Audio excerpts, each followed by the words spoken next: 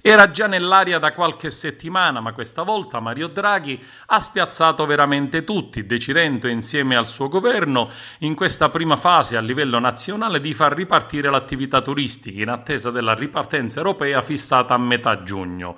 Dalla seconda metà di maggio, dunque, l'Italia riapre ai turisti. La pandemia ci ha costretto a chiudere, ma siamo pronti a ridare il benvenuto al mondo. Mario Draghi annuncia che si potrà tornare a viaggiare in tutto il paese con un pass verde nazionale simile a quello introdotto con l'ultimo decreto legge che consente lo spostamento anche nelle regioni arancioni o rosse in attesa che entri in vigore il Green Pass europeo previsto a metà giugno.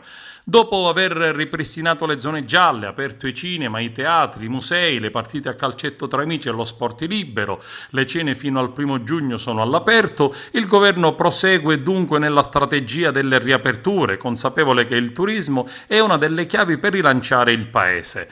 Nel 2020, stando ai dati di Banca Italia elaborati dalla Coldiretti, scrive questa mattina Lanza, l'emergenza Covid ha tagliato di circa 26 miliardi le spese dei viaggiatori stranieri in Italia, crollate di quasi il 60% rispetto al 2019.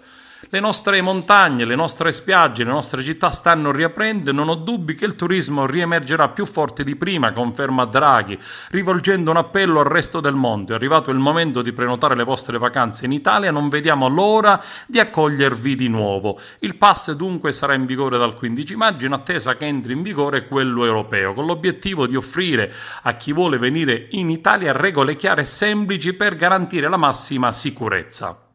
L'altra questione riguarda il coprifuoco. Troppo presto alle 22 c'è l'intenzione di rivedere le misure sulla base dell'andamento dei contagi e sono ragionevolmente fiducioso che la misura in tempi brevi possa essere rivista favorevolmente. Lo dichiara il ministro del turismo Massimo Garavaglia, in cui dice il settore del turismo è quello che inquadra la quota maggiore di donne e giovani, soprattutto al sud, e la ripartenza aiuterà sicuramente queste categorie.